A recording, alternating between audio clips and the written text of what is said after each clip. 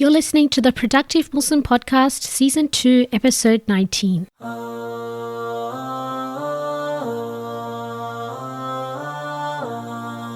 Assalamu alaikum, Productive Muslims. Welcome to the show. I'm your host, Mifra Maruf, and I am here with day 19 of the Pre-Ramadan Bootcamp.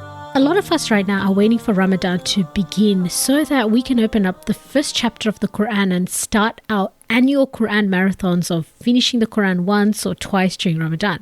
However, I want to ask you, if you really want to build a habit of reading Quran on a daily basis, so this means during and outside Ramadan, then wouldn't it make sense to start before Ramadan? As in, shouldn't we start connecting with the Quran now so that we can enter Ramadan with a healthy relationship of the Quran? If you're following me, then let me tell you about 4 practical ways and 1 pro tip in order to help you achieve just that. Assalamu alaikum. This is Muhammad Faris, founder of ProductiveMuslim.com. I hope you enjoyed this episode from our Productive Muslim podcast team. I want to take 30 seconds of your time and invite you to our Productive Ramadan online course. This is your one-stop course to all the practical tips you need to overcome your Ramadan challenges and dramatically improve your Ramadan experience, spiritually, physically, and socially. If you're interested, hop on to ProductiveMuslimAcademy.com and subscribe online today. Once you join the course, you'll have access to all our other courses, a private Facebook group where we can have group discussions, book club, and many more. Hope to see you there. Join us today at ProductiveMuslimAcademy.com. The first one is make a daily appointment with the Quran starting from tomorrow. So that means book a specific time and make it anywhere from 5 to 10 minutes or maximum 30 minutes to 1 hour, and dedicate that time as time you will commit to reciting the Quran. Another tip to help you do this is to focus on the time spent instead of how much Quran you read.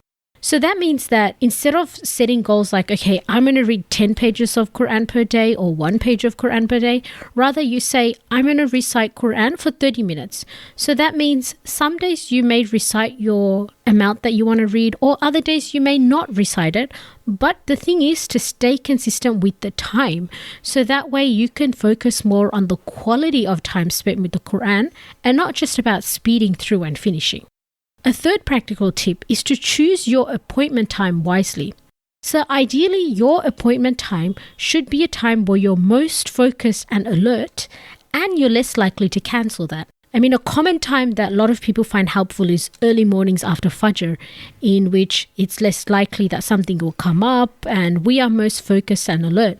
However, some of us work well with evenings, so if that's what works for you, then try that.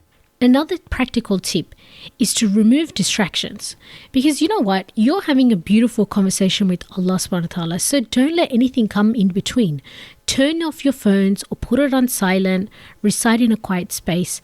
Trust me, your Facebook, WhatsApp and everything else can wait just for that half an hour or even 10 minutes if that's all you can dedicate yourself to.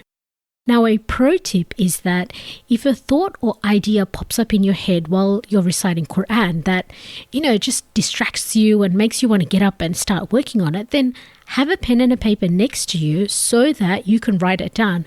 So say, for example, you thought of, oh yeah, I remember I left my keys over that place because you're searching for your keys or something, then you can just write that down on a paper and say, okay, look on top of the fridge or something. And so after you finish reciting the Quran, then you can get up and do that task. So I hope that with these tips, it can help you build a beautiful relationship with the Quran. And reciting Quran won't just be an annual ritual that you start and stop in Ramadan. Rather, it is a lifelong, sustainable habit, inshallah. So I hope that helps. And let me know what are the things that help you with setting up a Quran habit or challenges that you're facing when you're connecting with the Quran.